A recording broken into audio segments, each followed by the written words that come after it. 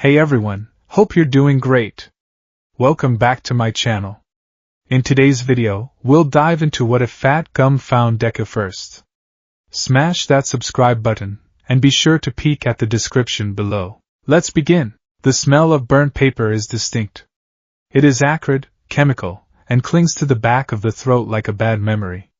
For Izuku Midoriya, it was the smell of dreams dying. He stood outside the gates of Aldera Junior High, his hands trembling as he held the damp, charred remains of Hero Analysis for the Future, Volume 13. The koi pond water dripped from the spine, landing on his red sneakers with pathetic little splashes. If you want to be a hero that badly, there's a quick way to do it. Katsuki Bakugo's voice echoed in his ears, louder than the city traffic, louder than the thumping of his own anxious heart. Believe that you'll be born with a quirk in your next life, and take a last-chance swan dive off the roof. Izuku gripped the notebook tighter, his knuckles turning white. He shouldn't be angry. He should be used to it. This was the routine. This was the hierarchy. Katsuki was the sun, bright, explosive, undeniable, and Izuku was the pebble on the side of the road, waiting to be kicked. He looked up at the sky. It was a brilliant, cloudless blue, the kind of afternoon that promised adventure in comic books. But here, on the pavement, it just felt mocking. Stupid Kaken, Izuku muttered, his voice cracking. You can't go around telling people to kill themselves. What if I actually did it? What would you do then? He knew the answer. Katsuki would probably scoff. The teachers would call it a tragedy and move on. The world would continue to spin, populated by the 80% of humanity blessed with power, leaving the 20% of genetic failures to rot in the gutters. He started walking. Usually, Izuku took the most direct route home. It involved a shortcut through a pedestrian underpass, a dark, secluded tunnel that saved him about 10 minutes. He usually hurried home to check the hero news boards, to scrub the burn marks off his uniform before his mother, Inko, could see them, and to force a smile onto his face so she wouldn't look at him with those teary, apologetic eyes. I'm sorry, Izuku. I'm so sorry. He hated that look. He didn't want apologies. He wanted. I don't know what I want, he whispered to the empty air. He stopped at the intersection. To the left was the underpass.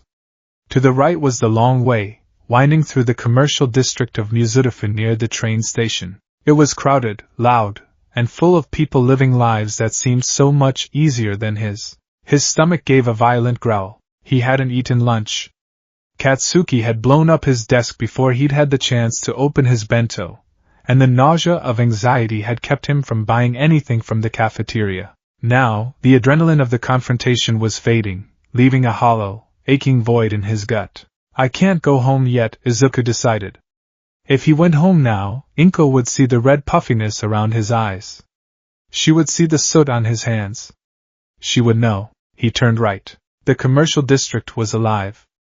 The sensory overload usually made Izuku nervous, shrinking into his shoulders to avoid bumping into anyone, apologizing to lamp posts he nearly walked into. But today, the noise was a blanket. It drowned out his thoughts. Giant screens on the sides of buildings flashed replays of Mount Lady's debut earlier that morning. Izuku paused, watching the giant heroine wave to the cameras. He had been there. He had written notes. It felt like a lifetime ago, back when he still had a sliver of hope that taking notes mattered. Does it matter? He thought, looking down at the ruined notebook. I'm just a fanboy with a pipe dream. Analysis doesn't stop villains. Power stops villains. He kept walking nameless. The sun began to dip, casting long, orange shadows across the concrete. The district shifted from office workers rushing to trains to the evening crowd looking for dinner. The scent hit him before he saw it. It was a rich, savory aroma: fried batter, green onions, pickled ginger, and the sweet tang of octopus. It cut through the exhaust fumes and perfume of the city. Takoyaki? Izuku followed his nose, weaving through the crowd. He found himself on a slightly less maintained street, tucked away behind the glitzy department stores. Here, the neon signs buzzed with a low hum, and the pavement was cracked. A small, mobile food stall was parked near a construction site. Steam billowed from the iron griddle into the cooling evening air. A weathered old man was flipping the dough balls with practiced, lightning-fast flicks of metal picks. But there was a problem. There was a line. Or rather, there was a blockade. Standing in front of the stall was a mountain of a man. He was wearing a massive yellow hoodie with a zipper pull shaped like a mouth. He was round, impossibly round, broad and tall, taking up the space of 3 normal people. He held a flimsy paper boat tray that looked like a tea saucer in his massive hands. "Uncle!" the large man boomed. His voice was deep but carried a friendly, rhythmic lilt, the distinctive dialect of Osaka. "Keep 'em comin'. I'm feelin' lightheaded. I need at least 4 more trays. You'll eat me out of house and home, Taishiro." The vendor laughed, tossing more batter onto the iron. Izuku hesitated. The man was intimidating purely by size, but his energy was cheerful. Izuku checked his pockets. He had enough coins for a small tray. Maybe a snack would settle his stomach and give him the courage to go home. He stepped forward, intending to wait behind the large customer. That was when the atmosphere shifted. 3 men emerged from the alleyway next to the construction site. They didn't walk like shoppers, they prowled. Their movements were jerky, aggressive. They wore mismatched streetwear, chains rattling against synthetic fabric. Izuku froze. His hero instinct, or perhaps just his survivor instinct, honed by years of avoiding bullies, flared up. Trouble. The 3 men approached the stall. The large man in the yellow hoodie didn't seem to notice them. He was too busy blowing on a steaming hot takoyaki ball. "Hey, Tubby," the leader of the trio sneered. He was a lanky man with skin that looked like cracked porcelain, gray and jagged. "You're taking up the whole street." The large man paused, the takoyaki halfway to his mouth. He blinked, looking down at the trio. "Ah? Sorry about that. Just refueling. Plenty of room to go around, yeah? We aren't here for the food," the second thug said. His arms were disproportionately long, hanging down to his knees, wrapping around themselves like coils of rope. "We're here for the register. Old man, pay the toll." The vendor froze, his metal picks clattering onto the grill. "Please, I just set up. Did we stutter?" The third thug growled. He was shorter, but smoke leaked continuously from his nostrils and ears, obscuring his face in a hazy cloud. Izuku stood frozen 10 feet away. This was a robbery. A mugging. Where are the heroes? Izuku's eyes darted around. The street was relatively empty. A few pedestrians on the other side of the road saw the confrontation, but they did what people in the modern era always did. They looked down at their phones, walked faster, and pretended nothing was happening. "Someone else will handle it. A pro will come." But there were no pros. Just the old man, the large customer, and the 3 thugs. The large man sighed, putting his takoyaki down on the counter with tragic reluctance. "Now look here, boys. I'm having a nice meal. The old man is working hard. Why don't you scram before you get hurt?" "Hurt?" The leader with the porcelain skin laughed. It sounded like grinding stones. "You think 'cause you're fat you're tough? I'll crack you like an egg." He raised a hand. His fingers sharpened, the porcelain skin turning into jagged, knife-like edges. Izuku's breath hitched. A mutation-type quirk. Hardening or ceramic-based. Probably brittle but sharp. The other one has extended reach. The third is an emitter, likely a smoke screen or heat-based. The large man didn't move. He didn't take a stance. He just stood there, looking disappointed. Izuku's legs began to vibrate. "Run," his brain screamed. "Run and find a policeman.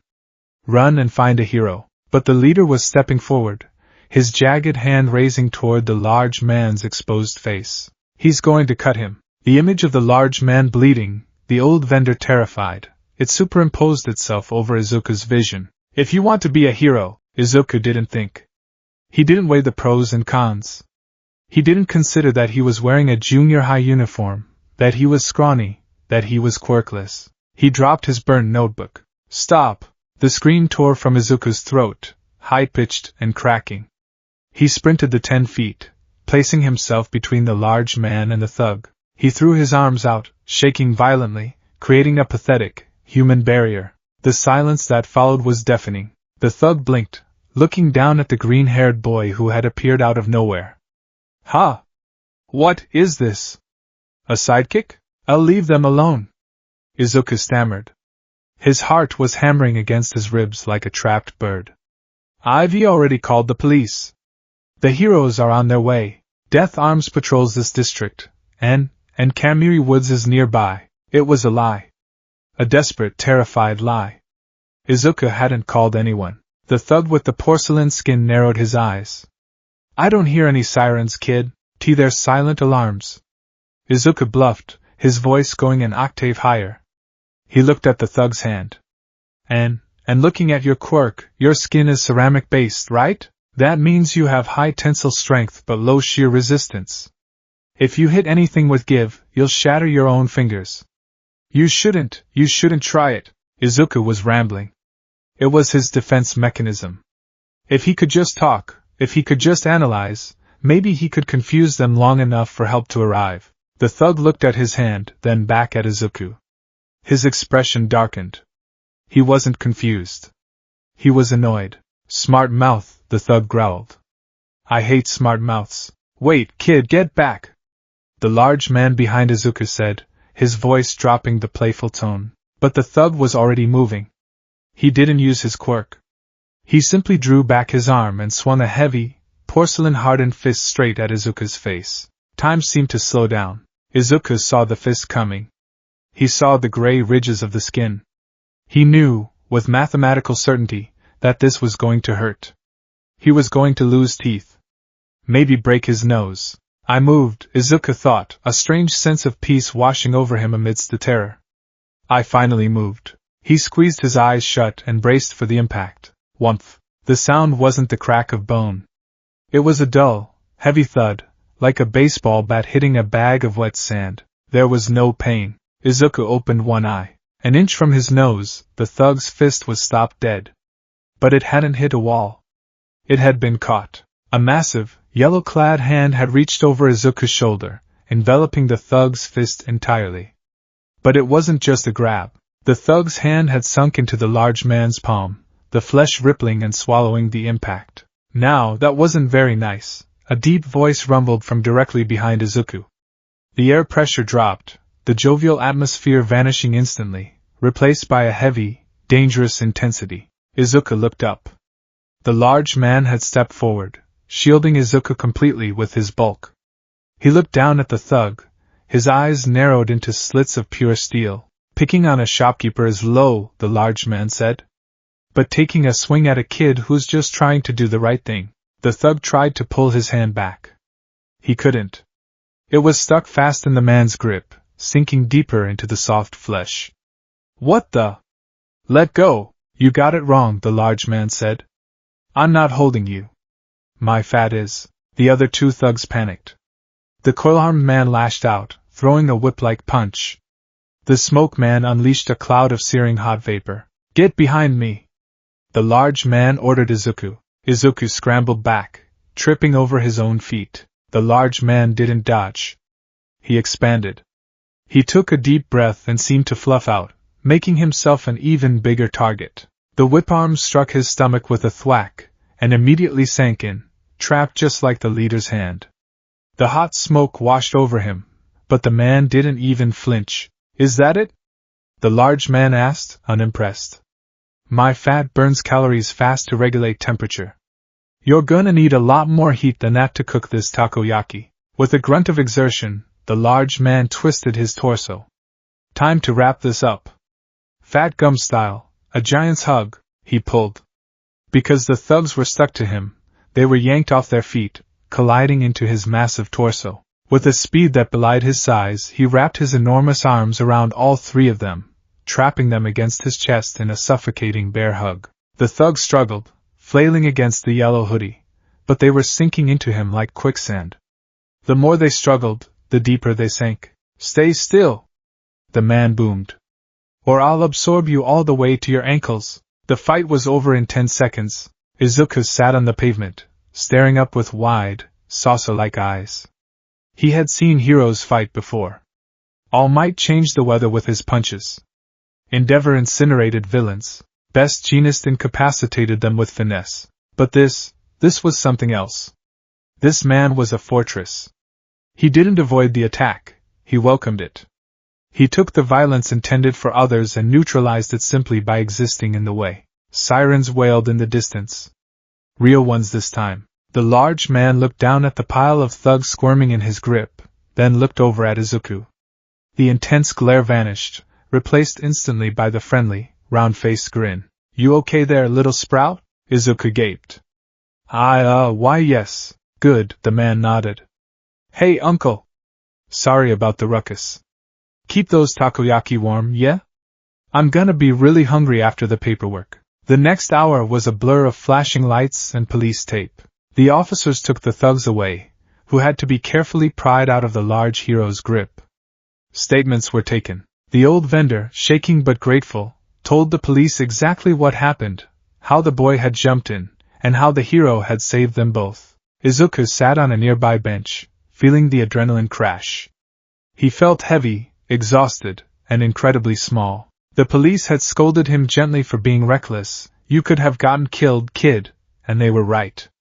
It was stupid. He looked down at his hands. They were still shaking. Yo! A shadow fell over him.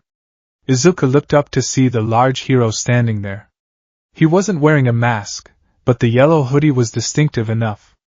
Up close, the man was titanic. He had short, messy blonde hair and a round, friendly face that reminded Izuku of a giant, dangerous teddy bear. In his hands he held two massive boat trays of takoyaki, steaming hot and covered in dancing bonito flakes. "You look like you're about to pass out," the man said. He sat down on the bench next to Izuku. The wood groaned in protest, and Izuku actually bounced slightly from the impact. Here, the man shoved one of the trays into Izuku's hands. "Eat." "Oh no, I couldn't eat," the man insisted, already shoving 3 balls into his own mouth at once. "It's on the house," the old man insisted. "Said you were a brave little warrior or something." Izuku looked at the food. The smell was intoxicating. He picked up a toothpick, speared a ball, and took a bite. It was hot, creamy, and savory. Tears pricked the corners of his eyes. It was the best thing he had ever tasted. "I know who you are," Izuku said quietly after swallowing. He wiped his mouth. "You're the BMI hero, Fat Gum. Your agency is based in Osaka, but you've been working on a joint task force regarding the drug trade triggers moving through the prefecture borders." Fat Gum stopped chewing. He looked at Izuku, blinking. "Well, you act fast, and you talk fast. You a fan?" "Yes," Izuku nodded, his old habits breaking through the gloom. I analyze heroes. Your quirk is fat adsorption. It allows you to adhere to anything and force objects to sink into your body fat. It also provides high-level shock absorption. It's an incredible defensive quirk." Fat Gum swallowed his food with a gulp. He studied the boy. He saw the scuff marks on the uniform, the soot on the hands, the red eyes that suggested the kid had been crying long before the thugs showed up. "You got a good eye, kid," Fat Gum said. "But I gotta ask. Why did you jump in?" Izuku froze. "The question. I mean," Fat Gum continued, waving a toothpick. "You saw those guys. Sharp, jagged hands. Whips. Smoke. You saw me standing there, and I'm pretty big. Most people would run. You ran in." Izuku lowered his gaze to the takoyaki. I don't know." "You don't know?" "My legs, they just moved," Izuku whispered. "I saw he was going to hit you. I thought you were just a civilian. I thought, if I didn't do something you'd get hurt. I couldn't just watch." Fat Gum hummed, a low vibration in his chest. "And your quirk? You were bluffing about the ceramic skin thing, right? That was smart.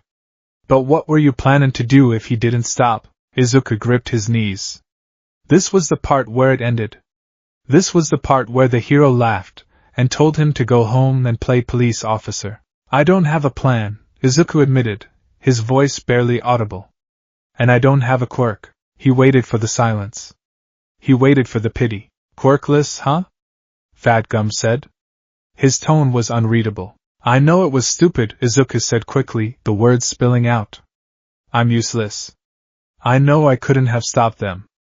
I want to be a hero so bad, but everyone says I can't, and today," he choked back a sob. "Today I really thought they were right. But then I saw those guys and I just... You acted like a shield. Izuku looked up. Fat Gum wasn't laughing. He wasn't pitying. He was looking at Izuku with a strange, intense curiosity. You're a skinny little twig, Fat Gum said bluntly. No quirk. No muscle. If that guy had hit you, he would have broken your face. I know, Izuku whispered, but you stood there anyway. Fat Gum popped another takoyaki into his mouth, chewing thoughtfully. You know, kid, there's a lot of heroes out there today. Flashy types. Guys who shoot lasers, guys who fly. They think heroism is about defeating the villain. It's about winning. Fat Gum turned his body to fully face Izuku. But that ain't it. Not really. At its core, being a hero isn't about how hard you can hit. It's about how hard you can get hit, and keep standing so the people behind you don't have to. Izuku listened, entranced. I saw you, Fat Gum said. You didn't try to punch him. You tried to talk him down. And when that failed, you put your body in the way. You made yourself a wall.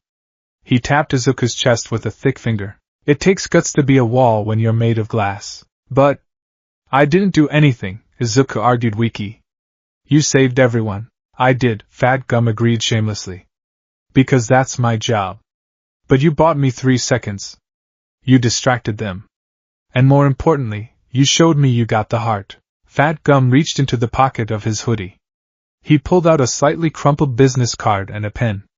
He scribbled something on the back of it. What's your name, kid? Midoriya.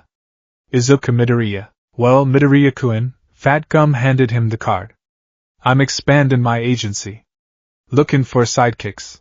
But I got a soft spot for hopeless cases with too much heart for their own good. I'm in town for a few months for this investigation. I need someone to help me with patrol logs, get me lunch, and maybe, just maybe, learn how not to die next time. Izuku stared at the card. It had the Fat Gum Agency logo, a stylized, round caricature of the hero. On the back, in messy handwriting, was a personal cell number. Are you? Izuku's voice trembled. Are you offering to train me? I ain't offering you a quirk, Fat Gum said seriously. I can't give you powers. And I'm gonna be honest, without one, it's gonna be hell. You'll have to work 10 times harder than anyone else. You'll have to eat until you're sick, lift until you puke, and get hit until you're numb. I don't train people to be symbols of peace. I train them to be symbols of security. Unmovable objects. Fat Gum leaned in, his expression grim. Can you handle that? Can you throw away the idea of being the star, and learn to be the shield? Izuku looked at the card. He thought about All Might. He thought about the flashy smile, the I am here. Then he thought about the feeling he had a moment ago. The terror, yes, but also the clarity.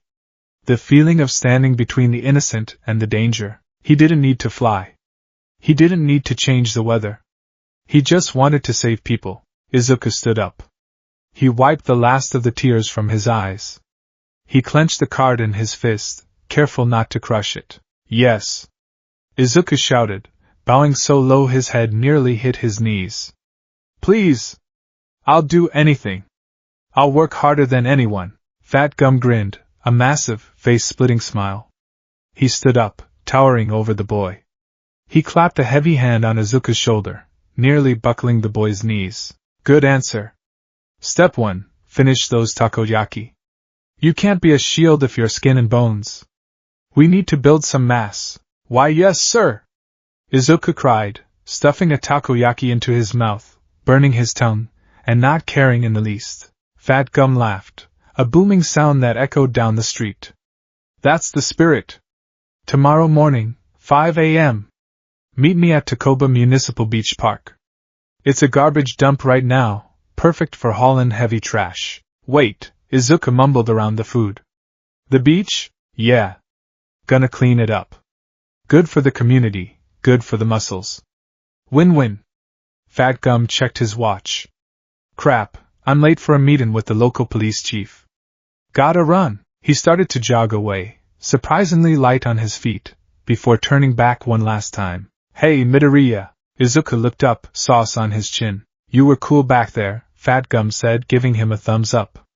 Reckless, but cool. As the large hero disappeared around the corner, Izuku stood alone on the sidewalk.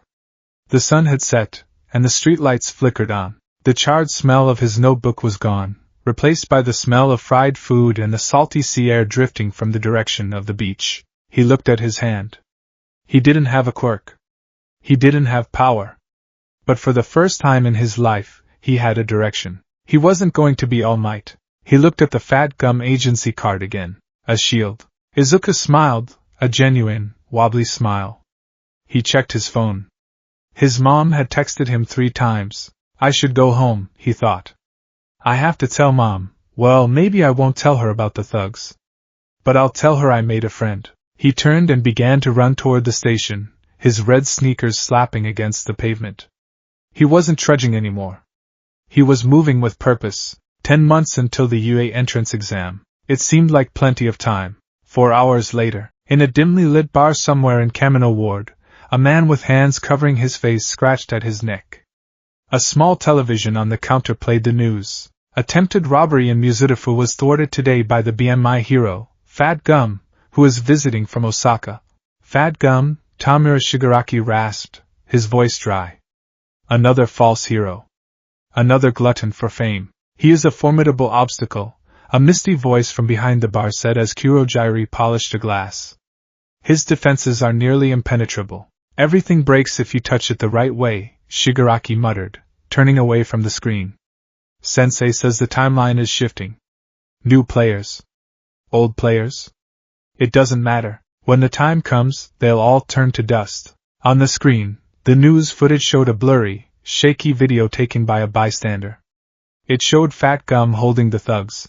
But for a split second, in the corner of the frame, there was a flash of a green junior high uniform, standing bravely in front of the massive hero. Shigaraki didn't notice it, but deep within the void of One for All, stored within the DNA of a skeletal man currently sleeping in a faculty lounge at UA High, a flicker of something stirred. A premonition? Or perhaps just a recognition of a similar spirit. The next morning 5 a.m., Takoba Municipal Beach Park was a graveyard of trash. Mountains of tires, scrap metal, broken appliances, and driftwood choked the sand, blocking the view of the ocean. Izuku stood at the entrance, shivering in his tracksuit. It was cold, dark, and the smell of wet garbage was overwhelming. You made it! Izuku jumped. Fat Gum emerged from behind a pile of refrigerators. He wasn't wearing his hero costume, but a massive gray sweatsuit that made him look like a boulder with legs. Good morning, Fat Gum-san. Izuku bowed. Drop the san. Just Fat Gum is fine. Or Master. Or Sir Big Guy. Whatever works, Fat Gum laughed. He walked over and looked Izuku up and down. All right. I did some thinking last night. I looked up your records. Smart kid. Top grades. But physically? You're a noodle. I know, Izuku admitted. We gotta change the mindset, Fat Gum said. He walked over to a rusted truck engine block half buried in the sand. He kicked it. It didn't budge. All Might, he's the spear, right? Fat Gum asked. He hits hard. He breaks through. He's offense. Izuku nodded rapidly. The ultimate offense, right. And you ain't that, Fat Gum said bluntly. You don't have the power to blast obstacles away. So, if you can't break the wall, you gotta be the wall. Fat Gum patted his own stomach. My quirk lets me absorb impact. But even without a quirk, the principle is the same. Massachusetts density. Center of gravity. If you want to protect people, you have to be the thing that doesn't move when the world pushes you. He pointed to the pile of trash. This beach? It's your gym. But we ain't just cleaning it. See that safe over there? Izuku looked. There was a rusted iron safe, likely weighing 300 pounds, sitting near the water. I want you to pick it up, Fat Gum said. Pick it up? I can't lift that. Not with your arms, Fat Gum corrected. With your whole body. Get low. Use your legs. Hug it. Become one with the heavy object. He demonstrated on a refrigerator. He squatted low, wrapped his massive arms around it, and stood up smoothly. It looked effortless. Judo, Fat Gum said, dropping the fridge. Sumo. Wrestling. Grappling arts. That's your path, Midoriya. You aren't gonna punch villains into the sky, you're gonna grab M, use their own momentum against M, and pin M to the ground until they cry for their mamas. You're gonna be an anchor. Izuku looked at the safe. It looked impossible. But first, Fat Gum reached into a cooler bag he had brought with him. He pulled out a protein bar the size of a brick and a jug of what looked like pureed chicken and vegetables. Breakfast, Fat Gum declared. You can't build a fortress without bricks. Eat. Izuku took the jug. It smelled terrible. He looked at the safe. He looked at the mountain of trash. He looked at the horizon where the sun was just starting to peek over the water. Be the wall, he told himself. He uncapped the jug and chugged. He almost gagged, but he forced it down. That's it. Fat Gum cheered. Swallow it down. Turn it into power. Izuku wiped his mouth, a determined fire lighting in his eyes. He walked over to the safe. He squatted down. He wrapped his arms around the cold, rusted metal. It smelled of brine and iron. He pulled. Nothing happened. Lower! Fat Gum shouted. Drop your hips. Drive through the heels. Don't pull with your back. Push the earth away with your feet. Izuku gritted his teeth. Push the earth away. He strained. His muscles screamed. His veins popped in his neck. For a fraction of a second, the safe shifted. It scraped against the sand. There! Fat Gum roared. That's the start. Again, Izuku let go, gasping for air. His lungs burned. His arms felt like jelly. But the safe had moved. Again, Izuku panted. Again. Fat Gum echoed. As the sun rose over Mizurufu, casting long shadows across the trash-filled beach, a boy and a giant began to work. There were no cameras. There was no fanfare. Just the sound of heavy breathing, shifting metal, and the beginning of a transformation. Izuku Midoriya had spent his whole life trying to run toward the light. Now, he was learning how to stand his ground in the dark. The shield of Mizurufu was being forged. The kitchen of the Midoriya household had always been a quiet place. It was a space of gentle chopping sounds, the humming of the refrigerator, and the soft bubbling of miso soup. It was a place for light meals and worried conversations. Lately, however, it had become a factory. Izuku, honey, Inko Midoriya said, staring at the countertop. Her voice trembled slightly, wavering between maternal concern and sheer bewilderment. Are you absolutely certain you can eat all of this? That's a lot of rice. Izuku sat at the small dining table. He looked different than he had 2 months ago. The change wasn't drastic enough to be called a transformation yet. He was still short, still had a mess of green curls, and still had freckles dusting his cheeks. But the collar of his middle school uniform felt tighter around the neck.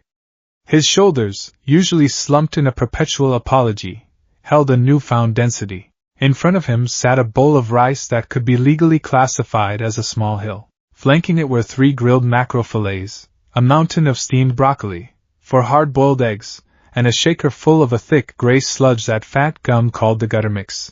It's part of the regimen, Ma, Izuku said, picking up his chopsticks with the determination usually reserved for bomb disposal experts. Taishiro-san, Fat Gum, says that mass is energy. If I want to be a shield, I can't be hollow. I have to be dense. Inko wrung her hands. She had been terrified when Izuku came home that night, smelling of takoyaki and burnt sugar, telling her he had met a pro-hero.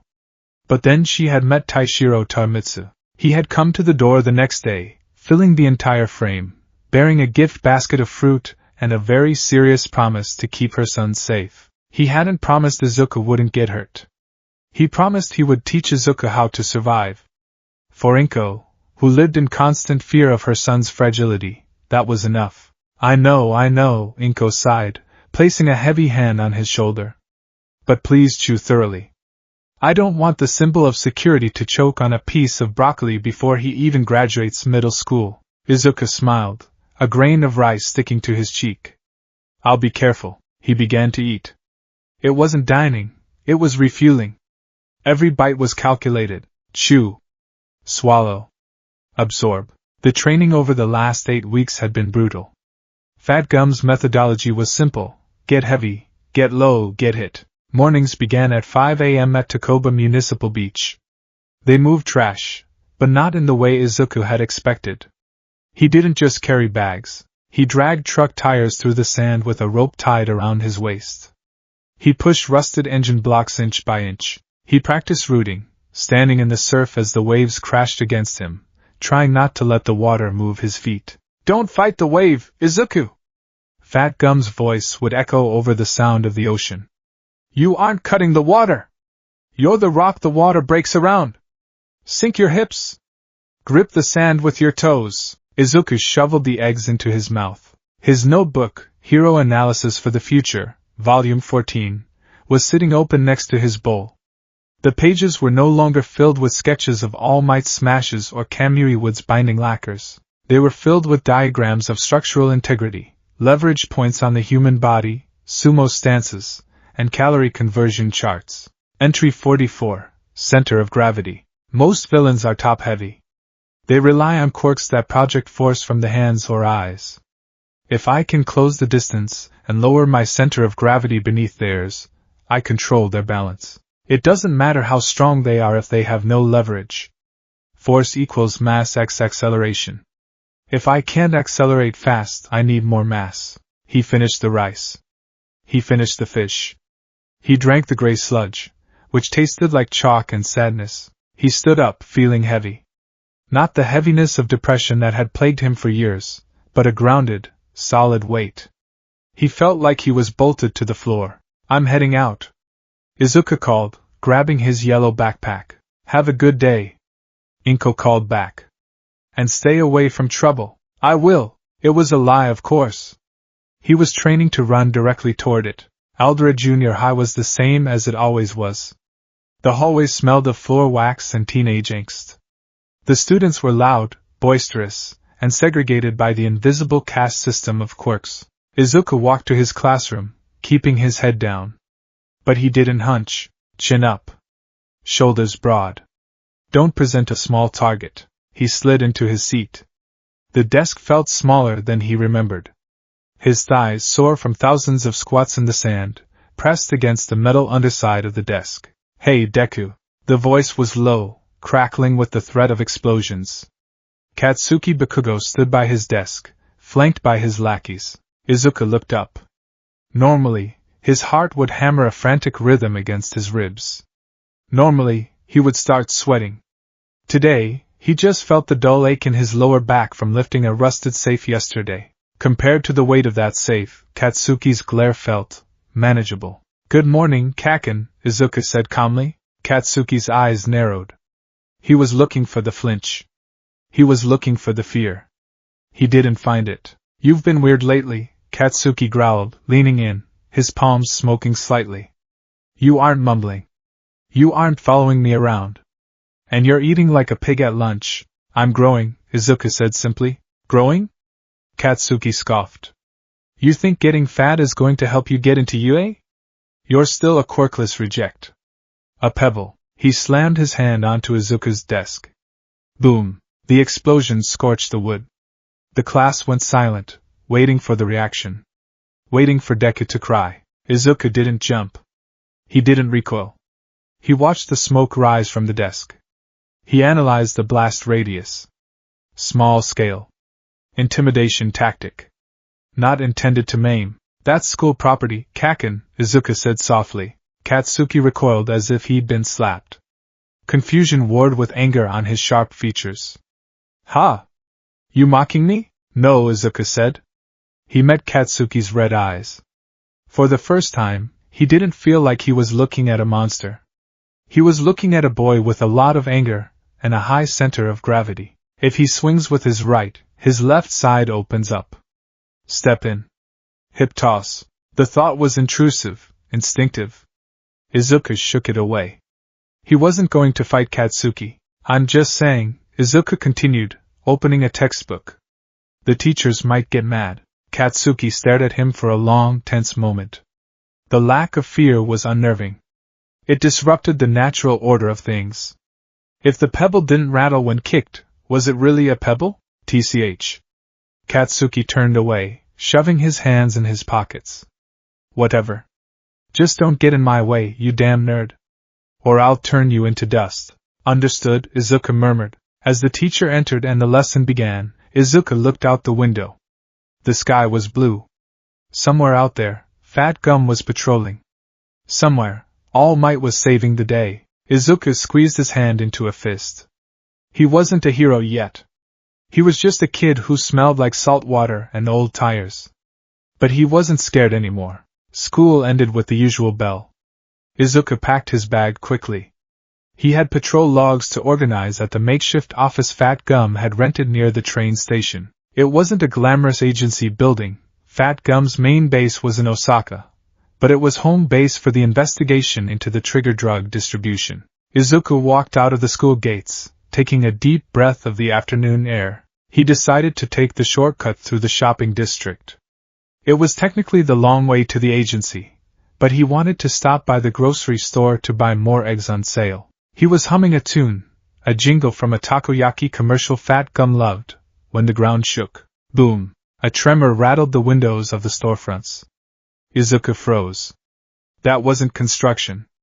That was impact. People started running past him, screaming, "Monster! It's a villain! Run!" Izuka's eyes widened. He dropped his bag.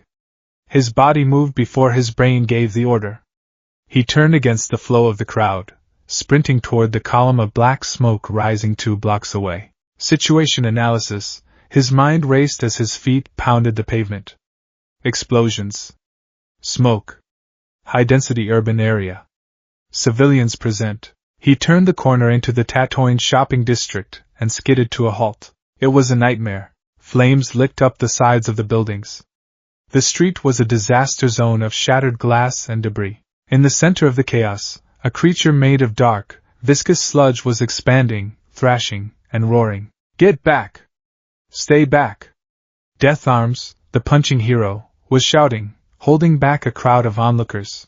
"I can't get close!" Kamui Woods yelled, retracting his wooden limbs as flames nipped at them. "The fire is too intense. I can't fit in there!" Mount Lady cried from the back, frustrated that the narrow street prevented her from growing to giant size. Izuka scanned the scene. The heroes were stalled. They were mismatched. It was a bad matchup. Then, he saw it, in the center of the sludge, a face. A familiar, terrified face, gasping for air as the muck forced its way into his mouth and nose. Katsuki, the villain, had him. The sludge was suffocating him, using his body as a host, trying to hijack his quirk. Every time Katsuki struggled, he let off an explosion, which only fed the fires and kept the heroes at bay. "Kaken," Izuka whispered. The heroes were waiting. They were waiting for someone with the right quirk. They were waiting for All Might. But All Might wasn't there. Izuka looked at Katsuki's eyes. They were wide, watering, screaming for help. The pride was gone. There was only the primal fear of death. "Don't look away," Fat Gum had told him during a particularly grueling sparring match. "When you see someone in trouble, you don't look for a pro. You look at your own 2 feet and ask them where they're going." Izuka's feet were already moving. He ducked under the police tape. "Hey! Kid! Stop!" Death Arms shouted, reaching out. Izuka didn't stop. He sprinted into the inferno. The heat was blistering. The smell of burning sewage and nitroglycerin assaulted his nose. "I have no plan. I have no quirk. I have no weapon." He had a backpack. Izuka swung his yellow backpack by the strap and hurled it with all the rotational force he could muster. It flew through the air and struck the sludge villain in the eye. Gra! The villain recoiled, the liquid shifting. For a split second, the sludge around Katsuki's mouth loosened. Katsuki gasped, coughing up goo. "Deku?" Katsuki choked out. "What the hell?" Izuka slid to a halt in front of the monster. He didn't try to punch it. "You can't punch water. Get low. Get leverage. I couldn't just watch you die." Izuka screamed. He lunged forward. But instead of grabbing Katsuki's hand, Izuka dove for the villain's main mass, the area where Katsuki's torso was buried. He slammed his shoulder into the sludge. It was like hitting a wall of jelly. He wrapped his arms around the bulk of the villain, sinking his hands into the muck, trying to find purchase on Katsuki's uniform underneath. "Root yourself!" Izuka widened his stance, his sneakers grinding into the asphalt. he heaved, trying to pull the villain off of Katsuki, or pull Katsuki out of the villain. Let him go! Izuku roared, straining. You little gnat! The sludge villain laughed, a wet gurgling sound. You think you can stop me? I'll swallow you too. A tendril of sludge whipped around, solidifying into a heavy whip. It slammed into Izuku's back. Thwack! Pain exploded in his ribs. Izuku gasped, nearly losing his grip. Stand. Hold the line. He didn't let go. He dug his fingers deeper. I won't let go, then die. The villain raised a massive glob of sludge high into the air, ready to bring it down like a hammer and crush the green-haired boy into paste. Katsuki watched, paralyzed. Deku, run, you idiot! Izuku looked up. He saw the hammer falling. He saw death coming. He didn't close his eyes. He tightened his grip. If I'm going to die, I'm going to die being a shield. But the hammer never fell. The ground shook. Not a tremor this time. An earthquake. A shadow eclipsed the firelight. Sorry I'm late. A voice boomed, deep, resonant, and carrying the weight of a freight train. Traffic was murder. Something yellow and massive collided with the side of the sludge villain. It wasn't a sharp impact. It was a collision of mass. It was like a wrecking ball made of memory foam. The sludge villain was knocked sideways, his liquid form rippling violently from the shockwave. The hammer blow went wide, splashing harmlessly against a burning building. Izuku looked up. Standing over him, casting a shadow that covered both him and Katsuki, was Fat Gum. But he didn't look like the friendly, round man who ate takoyaki. He looked like a fortress. His yellow hoodie was zipped up to his chin. His stance was wide, immovable.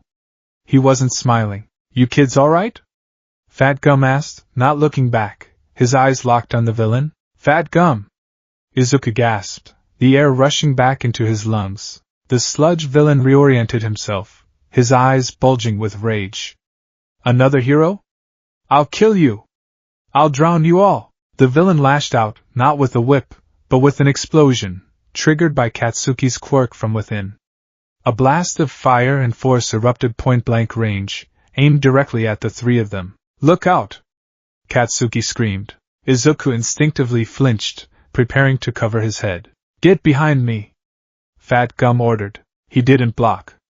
He stepped into the blast. He opened his arms wide, exposing his massive torso.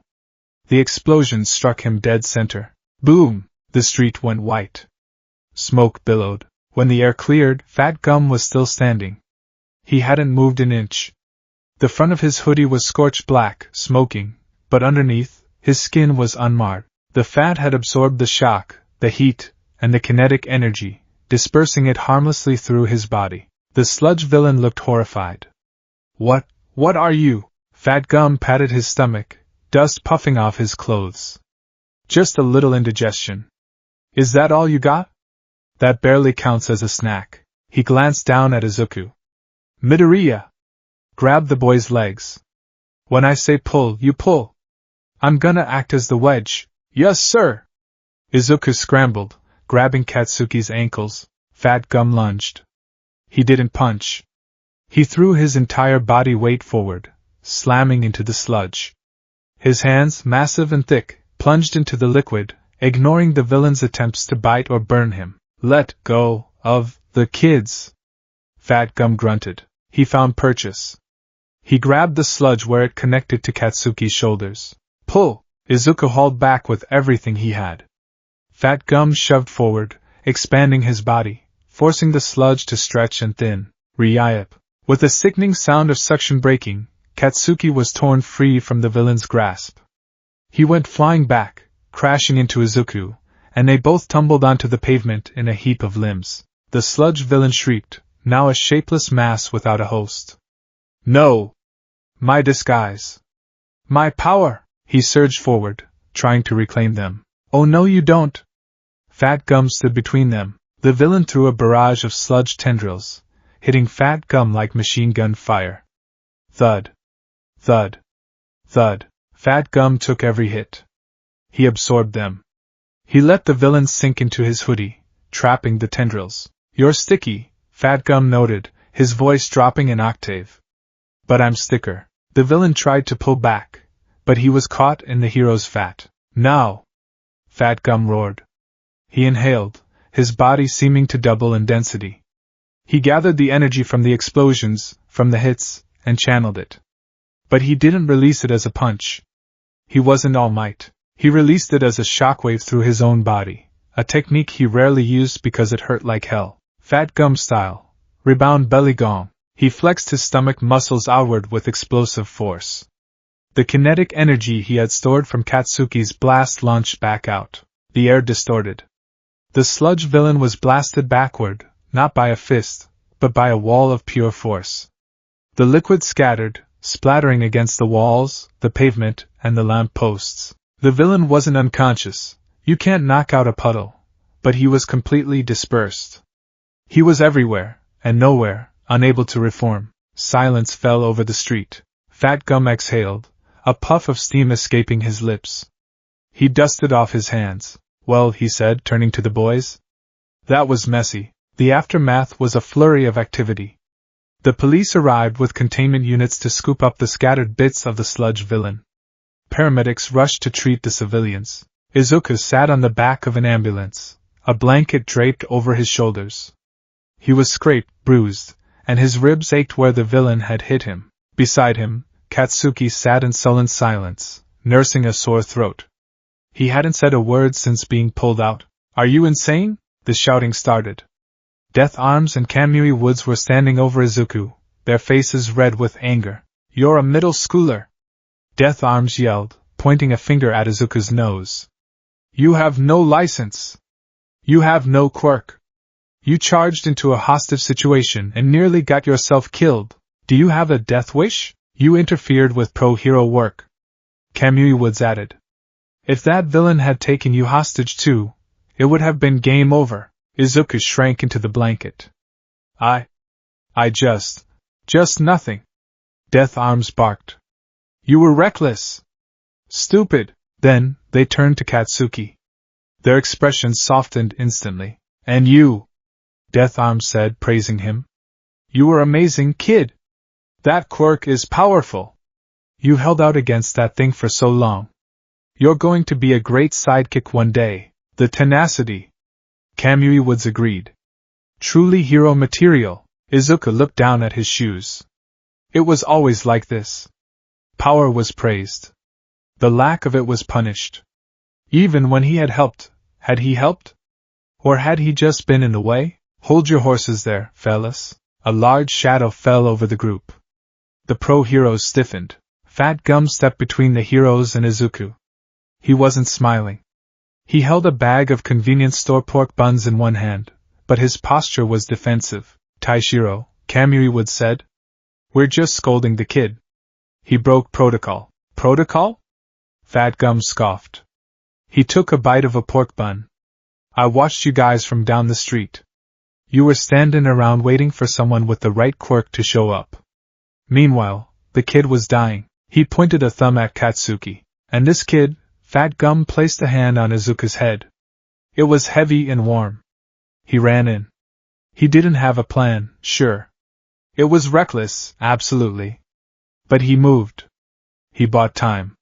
He created an opening. If he hadn't distracted that slime ball, the kid would have suffocated before I could park my car. Death Arms frowned. But he's quirkless.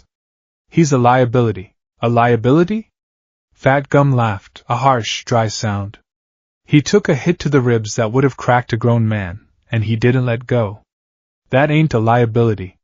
That's a tank in training. Fat Gum looked down at Izuku. You did good, Midoriya. You didn't win. But you didn't run. That's the first step. Izuku felt tears prick his eyes. Not tears of sadness, but of relief. Someone saw him. As for you lot, Fat Gum addressed the other pros. Maybe spend less time waiting for the perfect matchup and more time figuring out how to be useful when you aren't. He turned his back on them, effectively ending the conversation. Come on, Midoriya, Fat Gum said. Let's get you checked out properly. Then we're getting dinner. I burned about 6,000 calories just now. Izuku stood up, wobbly. Yes, sir. He glanced at Katsuki. Katsuki was staring at him. His eyes were wide, confused, and angry. But for the first time, there was something else there too. Respect? No, that was too strong. Acknowledgement. The pebble hadn't just rattled. It had cracked the windshield. From the corner of the alleyway, hidden in the shadows of the setting sun, a skeletal figure watched. Toshinori Yagi, All Might, leaned against the brick wall, clutching his side. Steam rose from his body. He had arrived too late. He had pushed himself past his limit earlier that day, chasing the bottle he had dropped, the bottle that contained the villain. He had watched the whole thing. He had seen the boy, the one he had met earlier that day, in a different timeline, perhaps, but here he had only seen him in passing, run into the fire. He had felt the familiar surge of one for all, the urge to move, to act. But before he could force his broken body to inflate, he had seen the yellow hoodie. He watched Fat Gum shield the boys. He watched the defensive hero take the blows that would have killed a lesser man. And now, he watched Fat Gum defend the boy against the criticism of the world. A tank in training, Toshinori murmured to himself. He looked at his hand. He was looking for a successor. He was looking for someone with the heart of a hero. That green-haired boy, he had it. He had the madness. The drive. But he also had a guide. He found someone, Toshinori whispered, a sad smile touching his gaunt face. He doesn't need to be the symbol of peace. He's learning to be something else. Toshinori coughed, blood speckling his hand.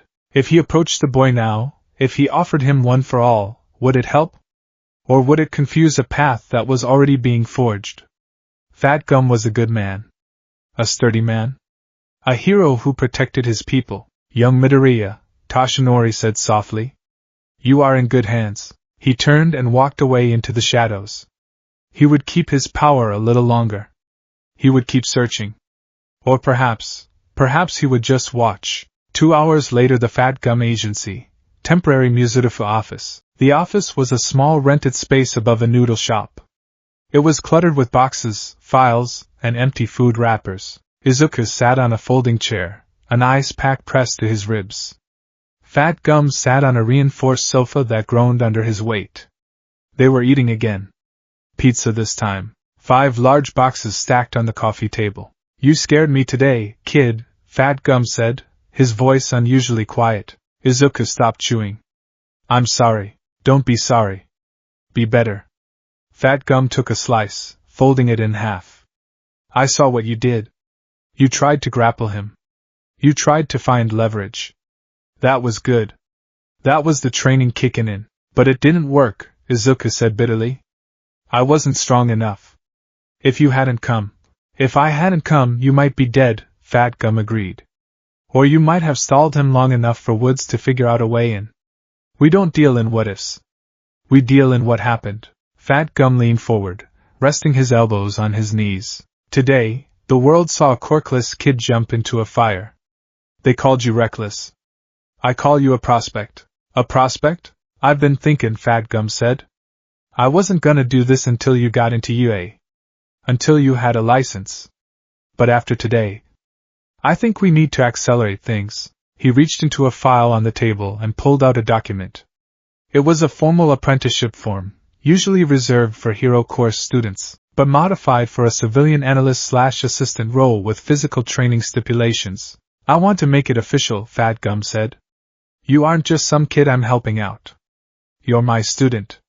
My responsibility. If anyone asks, the police, the school, your mom, you answer to me. Izuku stared at the paper. I want to teach you everything, Fat Gum continued. Not just lifting weights. I want to teach you how to read a villain's eyes. How to use a crowd. How to take a hit and turn it into power.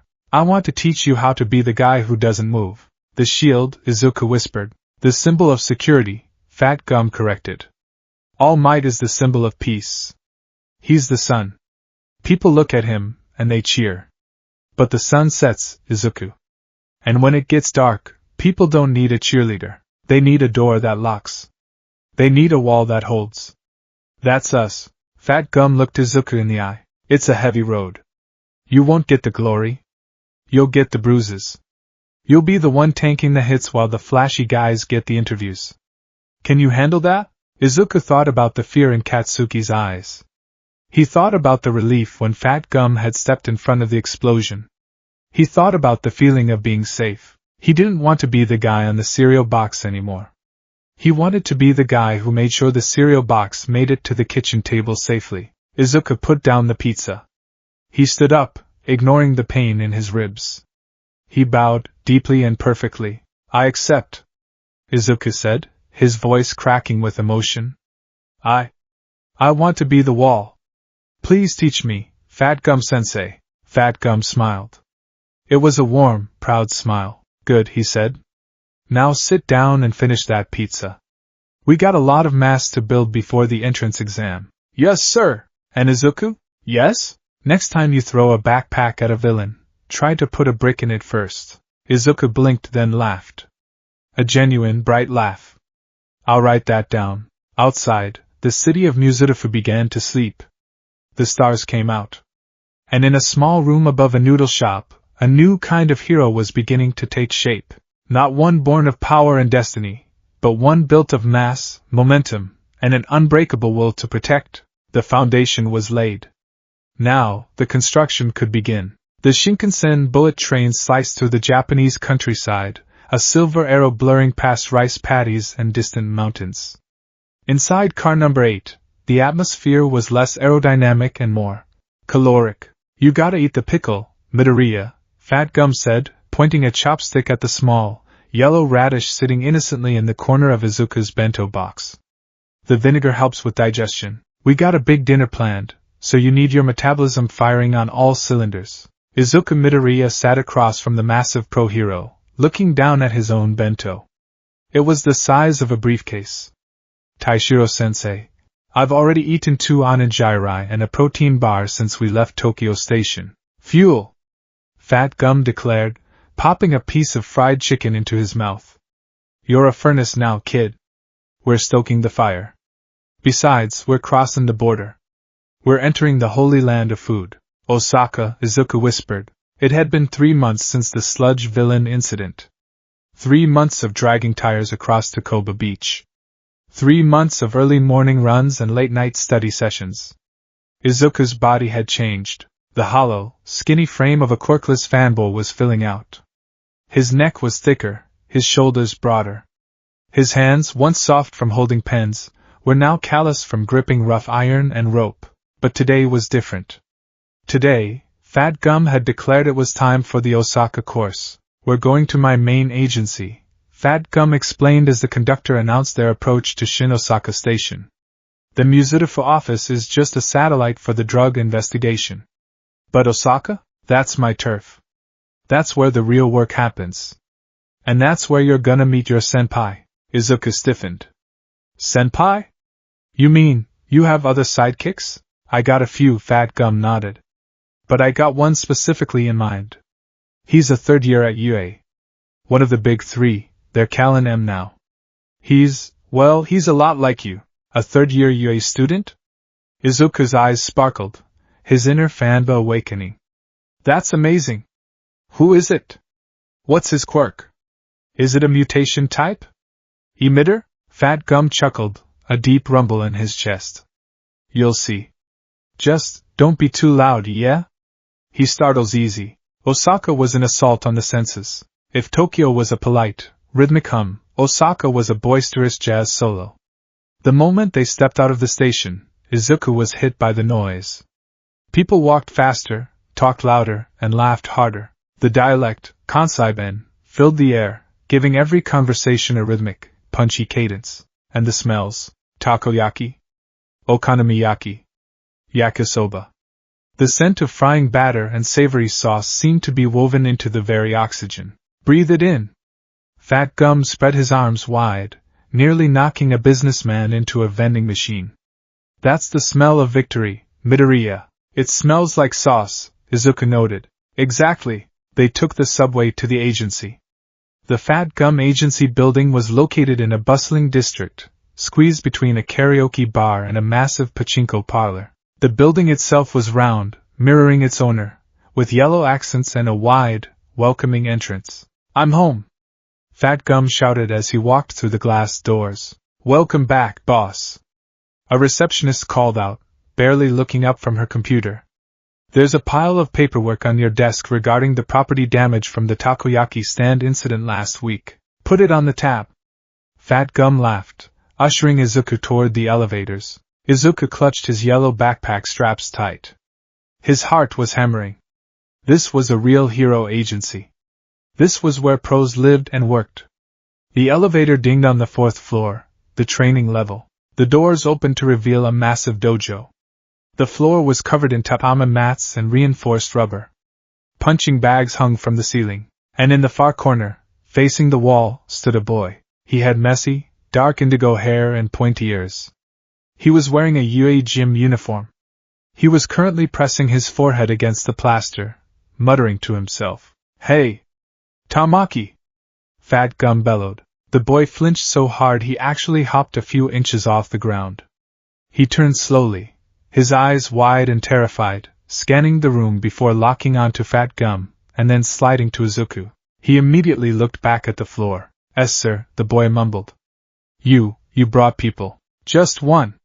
Fat Gum slapped Izuku on the back, sending the green-haired boy stumbling forward. "Tamaki, meet the new apprentice. This is Izuku Midoriya." "Midoriya, this is Tamaki Amajiki." "Hero name, Sun Eater," Izuku gasped. "Sun Eater? I've read about you. You're the top prospect for the UA graduation class. Your quirk is manifest, right? You can manifest the physical characteristics of anything you eat. That's incredibly versatile. Depending on your diet, you could be a tank, a striker, or a scout. I saw footage of you taking down the thief in Namba last year using octopus tentacles. The grip strength required for that must be insane." Izuku slapped a hand over his mouth. He was mumbling. He was doing the creepy Famba thing. Tamaki looked like he wanted to turn into a clam and close the lid forever. He was shaking. He looked at Fat Gum with betrayal in his eyes. He shines so brightly," Tamaki whispered, turning back to the wall. "He's like Mirio. Too bright. I can't look. My eyes hurt. I want to go home." "Oh, come on." Fat Gum sighed, walking over and physically peeling Tamaki off the wall. "He's praising you. Take a compliment, you gloom cloud." Fat Gum turned to Izuku. "Ignore the mood. He's the best fighter I got. And he's gonna help me teach you how to not die." Tamaki peeked at Izuku through his bangs. "Teach? But, he looks fragile. He's quirkless," Fat Gum said bluntly. The room went silent. Tamaki straightened up. The trembling stopped, just for a moment. He looked at Izuku, really looked at him, for the first time. He saw the scars on Izuku's hands. He saw the oversized tracksuit. He saw the anxiety vibrating off the younger boy like heat waves. "Quirkless?" Tamaki asked softly. "Yes," Izuku said, looking down. I don't have any power. But Fat Gum Sensei said I could be a shield." Tamaki stared at him. Then, he let out a long, shaky breath. His shoulders slumped, but not in defeat.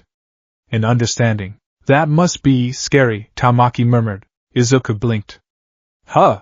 To stand there, Tamaki gestured vaguely to the center of the dojo. "Without anything, without a shell, that must be terrifying." "It is," Izuku admitted. "I'm scared all the time." Tamaki nodded. A small, barely visible smile touched his lips. "Me too." Fat Gum grinned, crossing his massive arms. "All right, enough bonding. Tamaki, get the takoyaki maker. Midoriya, start stretching. We got work to do." The philosophy of Fat. The Osaka course was not just a clever name. It was a complete reconstruction of Izuku's understanding of combat. For the first month of the weekend visits, Fat Gum didn't let Izuku throw a single punch. "Your fist is a small rock," Fat Gum explained one afternoon, drawing a diagram on a whiteboard. "A villain is usually a bigger rock. If a small rock hits a big rock, the small rock breaks. Newton's third law. Equal and opposite reaction." Izuku sat on the floor, notebook open. Tamaki sat next to him, eating a bag of dried clams. "I can punch things because I have shock absorption," Fat Gum continued. "My fat compresses and rebounds. I don't take the damage, I store it. You, on the other hand, are made of sticks and calcium. If you punch a guy like Muscular or a guy with hardening skin, you shatter your wrist. So I shouldn't attack? Izuku asked. No. You shouldn't collide, Fat Gum corrected. You need to redirect. He motioned for Izuku to stand up. Try to push me over, Fat Gum ordered. Izuku stood up. He braced his legs and shoved his hands against Fat Gum's stomach. It was like pushing a memory foam mattress bolted to the floor. Fat Gum didn't budge. You're using force against mass, Fat Gum said. You lose. Now, Tamaki. Come here. Tamaki stood up. He looked sleepy. Push him, Fat Gum said to Izuku. Izuku turned to Tamaki and pushed. Tamaki didn't resist. Instead, as Izuku's hands made contact, Tamaki spun on his heel. He grabbed Izuku's wrist, used his own hip as a fulcrum, and gently guided Izuku's momentum. The world spun. Wham! Izuku was staring at the ceiling lights. He was on his back on the mat. Ow, Izuku wheezed. He didn't use strength, Fat Gum pointed out. He used your strength. He opened the door when you leaned on it. Fat Gum leaned over Izuku. You can't be All Might. All Might is a cannon. You need to be a revolving door. You need to be a judo master. A sumo wrestler. When they push, you pull. When they pull, you enter. You make them fight the gravity, not you. Izuku sat up, rubbing his head. Redirection. And mass, Fat Gum added, pointing to a table laden with food. You can't redirect a semi-truck if you weigh as much as a feather. You need a base. You need gravity to like you. So, eat up. The grind. The training was grueling. Every weekend, Izuku took the train to Osaka. He would arrive Friday evening and leave Sunday night. Saturday, 6 a.m., breakfast. Rice, fish, natto, miso soup, eggs. More rice. Fat Gum would shout. You're growing. The muscles need bricks to build the house. Saturday, 7 a.m. 12 p.m., the gym. But not a normal gym. Fat Gum took him to a sumo stable in the Namba district. Izuku stood in the dohyo ring, wearing a heavy mawashi over his gym shorts. Fat Gum insisted on tradition, but Izuku drew the line at being half naked. He practiced shiko, the sumo leg stomp. Up, down. Up, down. 500 times per leg. Lower. The sumo stable master, an old friend of Fat Gum, would yell. Your center of gravity is in your chest. Put it in your hips. Root yourself to the earth. Izuku's thighs burned. His legs shook like leaves in a storm. But he stomped. Thud. Thud. Then came Teppo, pushing practice against a wooden pillar. He slammed his palms into the wood, sliding his feet, engaging his hips. Bam. Bam. Bam. His hands bled. His shoulders screamed. Tamaki would often join him, though he didn't need the mass. Tamaki practiced manifesting crab shells on his shoulders and ramming the pillar, splintering the wood. You're doing it wrong, Tamaki whispered one day, watching Izuku struggle to move a heavy wrestler during a practice bout. Izuku was panting, sweat dripping from his nose. I'm not strong enough. You're trying to lift him with your back, Tamaki mumbled, looking at his own feet. Imagine your feet are roots. Like a tree. Or a potato plant. A potato? Yeah. Potatoes are sturdy. They live underground. Hard to pull up. Tamaki mimed the motion. Don't lift up. Drive your hips through. Become the wedge. Izuku tried it. He visualized the potato. He hooked his arm under the wrestler's armpit, dropped his hips below the wrestler's belt line, and drove forward. The wrestler stumbled. He didn't fall, but he moved back 3 steps. Yes. Fat Gum cheered from the sidelines, holding a bucket of popcorn. The potato style. I love it. Saturday, 1 p.m. Lunch. Okonomiyaki, savory pancakes. Stacks of them. Cabbage is good for the gut. Fat Gum said. Pork is good for the soul. Saturday, 2 p.m. 6 p.m. Grappling and evasion. This was where the pain truly began. Fat Gum would stand in the center of the ring. Izuku had to move him. It was impossible. Then, the roles would reverse. Fat Gum would charge at Izuku, at 5% speed, and Izuku had to survive. Don't tank it. Fat Gum yelled as he barreled toward Izuku like a yellow bowling ball. Izuku tried to sidestep. He was too slow. Fat Gum's shoulder clipped him, sending him flying into the padded wall. Again, Izuku got up. He was learning to read the telegraphing. Fat Gum shifted his weight to the left before he moved. He's coming left. Pivot right. Grab the sleeve. Izuku stepped. He grabbed the fabric of the hoodie. He pulled. Fat Gum stumbled forward an inch. Better. Fat Gum laughed. But I still weigh 400 pounds more than you. You need more torque. Sunday was theory and patrol observation. They would walk the streets of Osaka. Izuku watched how Fat Gum interacted with people. He didn't just patrol. He existed in the community. He high-fived kids. He helped old ladies carry groceries, literally. He bought snacks from vendors. A hero is part of the neighborhood, Fat Gum told him. If the people know you, they trust you. If they trust you, they listen when you tell N to evacuate. That saves more lives than punching villains. Izuku wrote it all down. Hero Analysis for the Future, Volume 14 was becoming less of a fan book and more of a manual. Month 4, The Shell and the Spear. It was a rainy afternoon in late autumn. The dojo was humid. Today, Fat Gum announced, Midoriya fights Tamaki. Izuku froze. Tamaki froze. As sensei? Tamaki squeaked. I might hurt him. I had swordfish for lunch. Don't use the swordfish, Fat Gum said. Use defense. Clam. Crab. Turtle. Midoriya needs to learn how to crack a shell without breaking his hands. Izuku swallowed hard. He stepped onto the mat. He was heavier now. He had gained nearly 8 kilograms of muscle and mass since starting. He wasn't the twig he used to be. He was a sturdy sapling. Tamaki stepped opposite him. He looked reluctant, hunched over. Ready? Fat Gum yelled. Hajime. Izuku moved. He didn't dash recklessly. He shuffled forward, keeping his guard high, chin tucked. Tamaki didn't move. He just watched Izuku's feet. Izuku closed the distance. He feinted a jab to the face, then dropped low for a leg sweep. Tamaki sighed. His right arm shifted.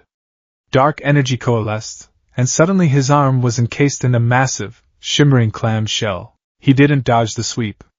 He simply placed the heavy shell in the path of Izuku's leg. Thud. Gah! Izuku cried out, hopping back on one foot. It felt like kicking a boulder. Too linear, Tamaki mumbled. You telegraph your intent. Your eyes look where you want to hit. Izuku gritted his teeth. Right. He circled. He needed to use the momentum. Izuku charged. He grabbed Tamaki's lapel. He tried to execute a sinage, a shoulder throw. He turned his back, loaded Tamaki onto his hips, and pulled. Tamaki turned his feet into heavy iron weights, iron supplements from breakfast. He became immovable. Izuku strained, his face turning red. Tamaki gently placed a clamshell hand on Izuku's head and pushed. Izuku crumpled under the weight. Stop, Fat Gum called out. Izuku lay on the mat, panting. I can't move him. Because you're fighting his strength, Fat Gum said. Tamaki is a chimera. He adapts. If you try to throw him when he's heavy, you fail. You have to make him light. How? Izuku asked. Unbalance him, Tamaki whispered, offering a hand to pull Izuku up. I rely on planting my feet. If my feet aren't flat, I can't brace. Izuku took the hand. He looked at Tamaki's feet. Again, Izuku said. They reset. This time, Izuku didn't go for the throw immediately. He circled. He stomped on the mat, Shiko style, creating a loud noise to distract. Tamaki flinched slightly. Izuku lunged. He grabbed Tamaki's collar. But instead of pulling, he pushed hard. Tamaki instinctively leaned forward to resist the push, to manifest a shield. Now, the moment Tamaki leaned forward, shifting his weight to his toes, Izuku collapsed his own resistance. He dropped to the floor, pulling Tamaki down with him, using the older boy's own forward momentum. He rolled onto his back, placed a foot on Tamaki's stomach, who was falling forward, and kicked up. Tomo Nage. Circle throw. It wasn't perfect. Izuku didn't have the raw power to launch him high. But the physics worked. Tamaki, caught off balance and expecting a push, tumbled over Izuku's head. The Sun Eater flipped in the air and landed on his back with a loud whap against the mat. Silence filled the dojo. Tamaki blinked, looking at the ceiling. Oh, Izuku lay on the floor, stunned. I did it? Fat Gum let out a roar of laughter. Ha! You flipped him.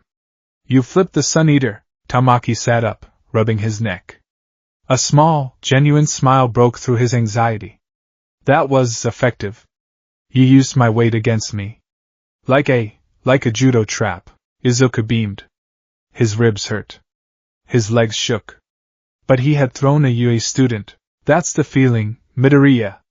Fat Gum clapped his hands. That moment where the weight disappears. That's the sweet spot. That's the flow. Month 8, the night of the takoyaki. Winter had arrived. Osaka was cold, the wind biting as it whipped off the bay. Izuku and Tamaki were walking back to the agency after a patrol. Fat Gum had stopped to sign autographs for a group of screaming fans, leaving the two boys to carry the bags of takeout, 50 boxes of takoyaki. You're getting stronger, Tamaki said quietly into his scarf. Thanks to you, Amajiki-senpai, Izuku said, adjusting his grip on the bags. And Fat Gum-sensei. I still feel unprepared though. The entrance exam is in 2 months. You'll pass, Tamaki said. How do you know? I don't have a quirk. I can throw people, sure, and I can take a hit, but against robots? Against real villains? They turned down a narrow alleyway, a shortcut to the agency. It's not about the power, Tamaki said. Mirio. Lemillion. He didn't have a strong quirk at first. He phased through the floor and lost his pants. But he worked harder than anyone. Now he's the sun. Tamaki stopped walking. He looked at Izuku. I'm not the sun. I'm the moon. Or maybe just a glowworm. I get scared. I want to hide. You're amazing though. Izuku protested. But you. Tamaki pointed a gloved finger at Izuku. You don't have a quirk. You're walking into a war zone naked. And you're still smiling. Izuku touched his face. Was he smiling? That's bravery, Tamaki said. Or stupidity. But usually, they're the same thing. Suddenly, a shadow detached itself from the wall behind them. Hand over the bags, a raspy voice hissed. Izuku and Tamaki spun around. A thug stood there, holding a serrated knife. His eyes glowed red. Just the food? Izuku asked, blinking. Not our wallets. The food smells good. The thug screamed, lunging. I'm starving. It was a low-level threat. A street mugger. Tamaki moved to manifest a tentacle, but he hesitated. The alley was narrow. If he expanded his arm, he might hit the walls or damage the takoyaki. The thug slashed at Izuku. Izuku didn't panic. He didn't think about All Might. He didn't think about smashes. He saw the knife. He saw the arc. Right hand swing. Overextended. Center of gravity high. Izuku stepped in. Get close. Get inside the guard. He dropped the bags of food gently. He raised his left forearm, reinforced with a thick wrist guard Fat Gum had given him. He caught the thug's forearm on his guard, deflecting the blade away from his face. The thug was surprised. He tried to pull back. No. Don't let him reset. Izuku stepped forward with his right leg, hooking it behind the thug's ankle. He grabbed the thug's elbow and collar. O Sotogari. Major outer reap. Izuku drove his chest into the thug, reaping the leg. The thug hit the pavement hard, the breath knocked out of him. The knife skittered away. Izuku immediately transitioned. He dropped his knee onto the thug's belly, controlled pressure, and pinned the arm in a lock. Please stop resisting, Izuku said calmly. The police are on speed dial, the thug wheezed. I just wanted octopus. Tamaki stood there, his hand half transformed into a clam. He slowly let the transformation fade. Fast, Tamaki noted. Efficient. Zero wasted movement. Izuku looked up, realizing what he had done. He hadn't frozen. He hadn't mumbled. He had neutralized the threat in 3 seconds.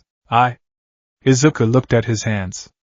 I just reacted. Fat Gum appeared at the end of the alley, mouth full of a pork bun. He saw Izuku pinning the thug. He saw the untouched bags of takoyaki. He swallowed. Midoriya! Fat Gum yelled. Why yes, sir! Izuku squeaked, expecting a lecture on dropping the food. Did you save the takoyaki? Yes. They're safe. Excellent. Fat Gum gave a thumbs up. Also, nice takedown. Your form was a little sloppy on the reaping leg, but you kept your balance. 8 out of 10. Izuku beamed. Tamaki walked over and picked up the bags. He's ready, sir. Fat Gum walked closer, looking down at his apprentice. Yeah. I think he is. Month 10, the departure. The day before the UA entrance exam, Izuku stood on the platform of Osaka Station. He was wearing his black middle school uniform, but it was straining at the seams. He wasn't a bodybuilder. He didn't look like All Might. He looked like a rugby player. Compact. Dense. Solid. He carried a new piece of gear in his bag. A collapsible metal staff, weighted iron. Fat Gum had given it to him as a parting gift. If you can't punch him, poke him. Leverage is the great equalizer. Well, Fat Gum said, standing on the platform with Tamaki. This is it. The big show. Thank you, Izuku bowed deeply. Thank you for everything. For the food. For the training. For believing in me. Don't get mushy on me, Fat Gum sniffed, wiping his eye. I'm sensitive. Tamaki stepped forward. He held out a small packet. Here. Izuku took it. It was a bag of high-quality dried squid. For chewing, Tamaki mumbled. Helps with anxiety. And jaw strength. Thank you, Amajiki-senpai. Just Tamaki is fine, the older boy said, looking at the train. Good luck, Izuku. Be the wall. I will. Fat Gum grinned. Go show 'em what the Fat Gum Agency is made of. Show 'em that you don't need a fancy quirk to be a hero. You just need mass and momentum. Yes, sir. The train arrived. Izuku stepped on board.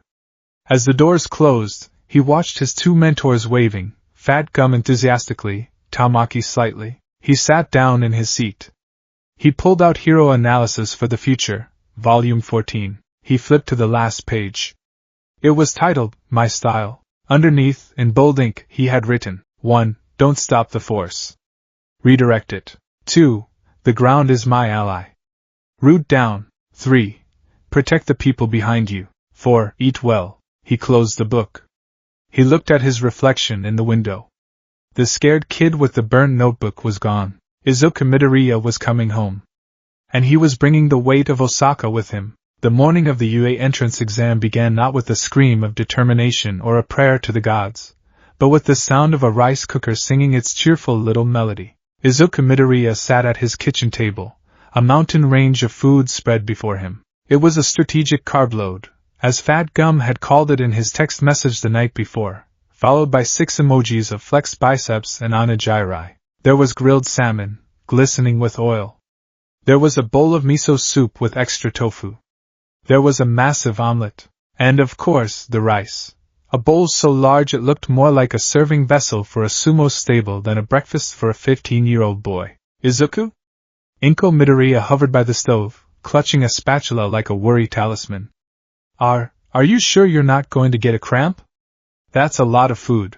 Izuku chewed methodically, his jaw muscles flexing. His face had lost the soft, baby fat roundness of his childhood, replaced by a square, sturdy jawline. His neck was thick, a column of muscle capable of absorbing whiplash. Even sitting down, he took up more space than he used to. It's fuel, Mom, Izuku said after swallowing. The exam is going to be high intensity. My body needs the glycogen. Fat Gum Sensei says a hero running on empty is just a liability. Right. Of course. Fat Gum Sensei, Inko smiled nervously. She still wasn't quite used to her son's transformation. In 10 months, he had gone from a fragile twig she wanted to wrap in bubble wrap to a young man who looked like he could walk through a brick wall without noticing. Izuku finished the last grain of rice, placed his chopsticks down, and clapped his hands together. Gokisusa Madeshita. He stood up and went to the hallway to put on his uniform. The black Gakurin of Aldera Junior High was straining. The buttons across the chest were holding on for dear life, and the fabric across his shoulders was pulled taut. He had grown, yes, but mostly he had widened. He was built like a tree trunk now, dense, solid, and rooted. He picked up his yellow backpack. It felt light. He had spent the last month carrying it filled with sandbags. I'm heading out, Izuku called, opening the door.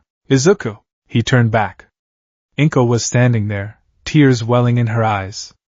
But she wasn't apologizing this time. She wasn't saying I'm sorry. Do your best. She cheered, pumping a fist.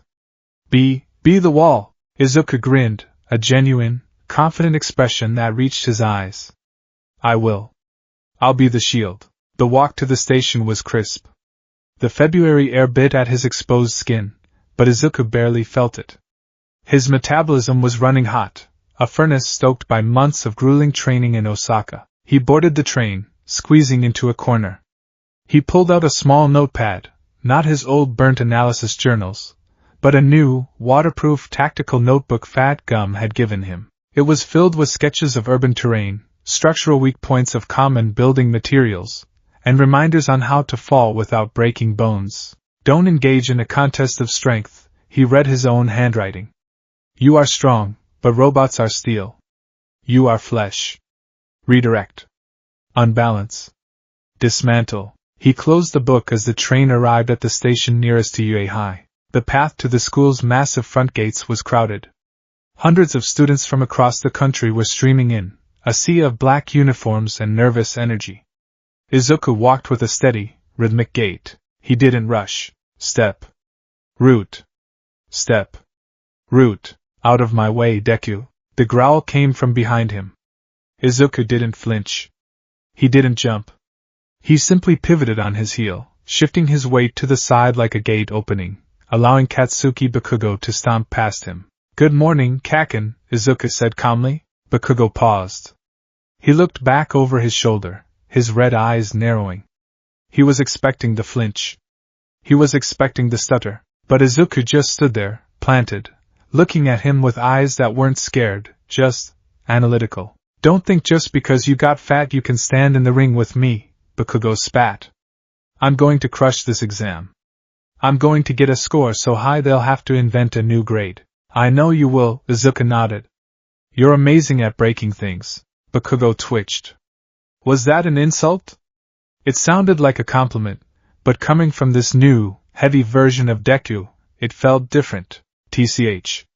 Bakugo stormed off, hands in his pockets. Izuku watched him go, then turned back to the gate. He took a deep breath, looking up at the glistening glass structure of Uehai. The Hero Academy. The dream. He took a step forward, his foot catching on an uneven lip of the pavement. In the old days, Izuku would have flailed. He would have face planted. Instead, his body reacted automatically. Chin to chest.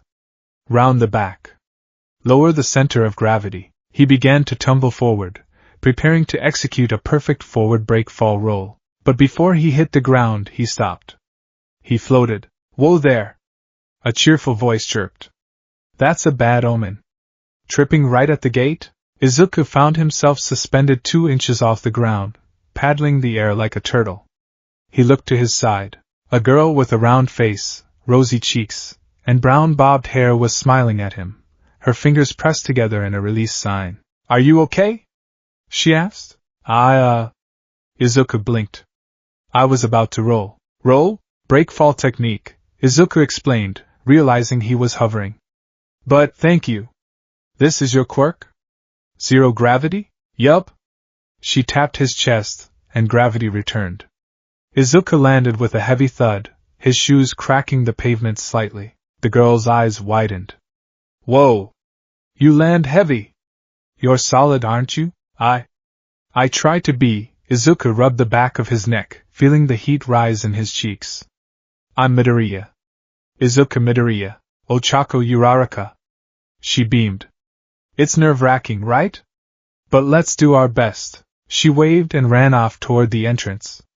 Izuku stood there for a moment, staring at his hand where she had touched his chest. She talked to me.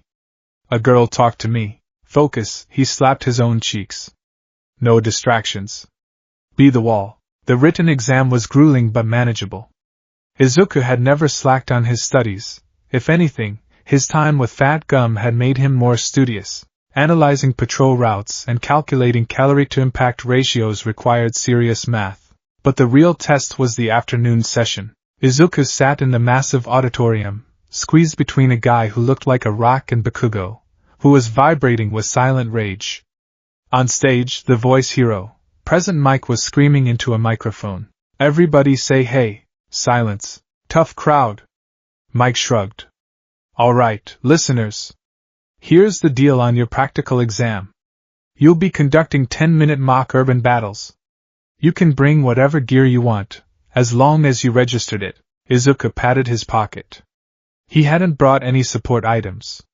He had considered the collapsible staff Fat Gum gave him, but he decided against it. He needed to prove he could pass with his body alone. If he relied on a weapon now, he might become dependent on it.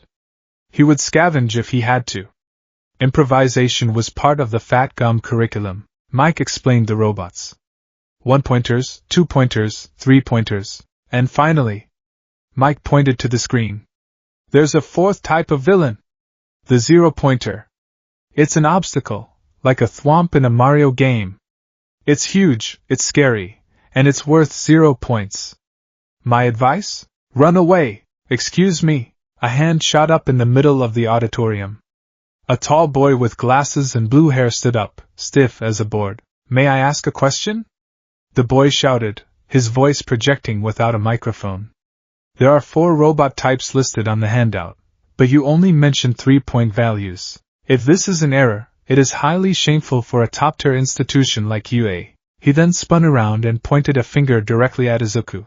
"And you? The one with the curly hair." Izuku blinked, pointing at himself. "Me? You've been muttering this entire time," the boy scolded. "Analyzing structural weak points and kinetic thresholds. It's distracting. If you're here to murmur, you should leave immediately." The auditorium giggled. Izuku felt the familiar prickle of shame, but he didn't shrink. He didn't hide. He stood up. The giggling stopped. Izuku was stocky. When he stood, he looked like a boulder rising from the earth. "I apologize for the noise," Izuku said, his voice steady. He bowed slightly to the glasses boy. "I was vocalizing my strategy to memorize the enemy types." However, Izuku looked up at Present Mike. "Is there a penalty for property damage unrelated to the robots? If we use the environment, lampposts, debris, is that deducted from our score?" Present Mike blinked behind his shades. "Oh ho? A tactical question. No penalty, listener. Use the city. Wreck the place.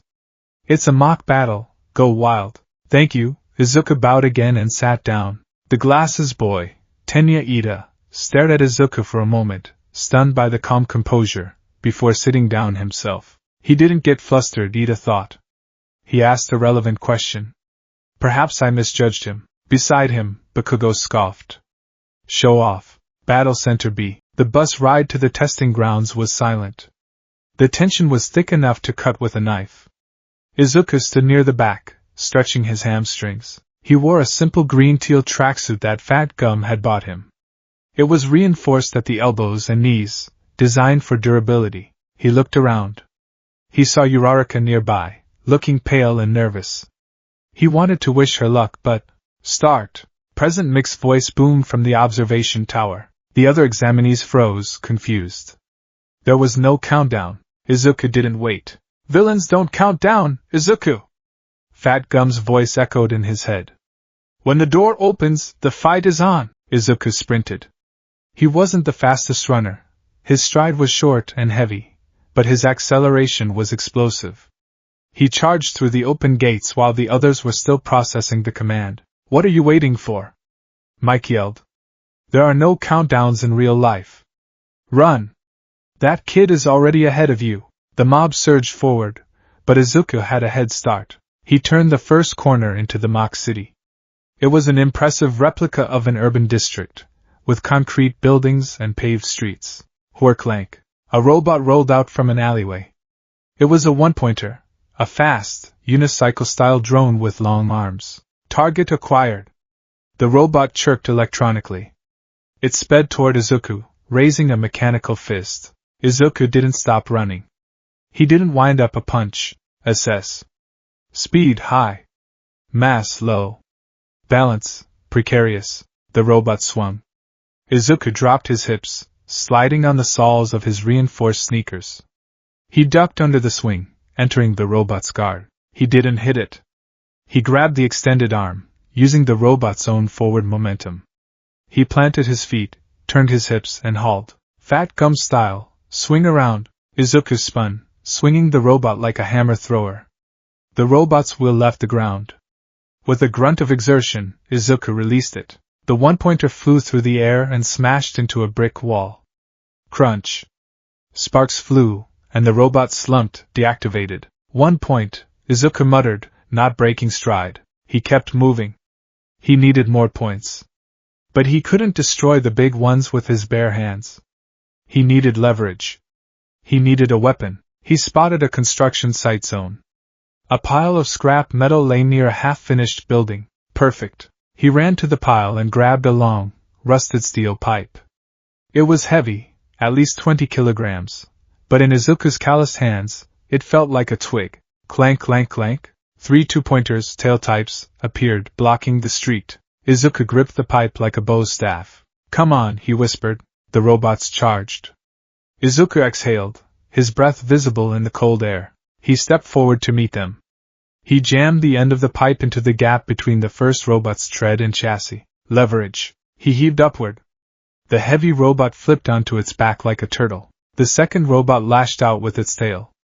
Izuku spun the pipe, blocking the strike. The metal rang out, vibrating his arms, but he held firm. He swept the pipe low, taking out the robot's legs, or rather, its wheelbase. It toppled. The third robot hesitated. Izuku didn't. He charged, ramming the pipe into the robot's central eye lens like a spear. Crack. That's 6 points, Izuku panted, pulling the pipe free. Observation room. In a dark room filled with monitors, the teachers of Yui watched. This year's crop is energetic, Midnight commented, watching a boy with explosions, Bakugo, tear through robots. That one is ferocious. We have a lot of high firepower applicants, Snipe noted. But raw power isn't everything. Indeed, a small, mouse-like creature, Principal Nizu said, sipping tea. Intelligence. Adaptability. Situational awareness. These are vital. Look at screen B4, Aizawa, Eraserhead, grunted, his eyes tired but sharp. The teachers looked. On the screen, a green-haired boy in a tracksuit was dismantling a three-pointer. He wasn't blasting it. He had lured it into a narrow alleyway where it couldn't turn. He had jammed a pipe into its hydraulics, and was currently using the wall as a brace to pry the robot's head off. He has no quirk registered, Aizawa said. Izuku Midoriya. Quirkless.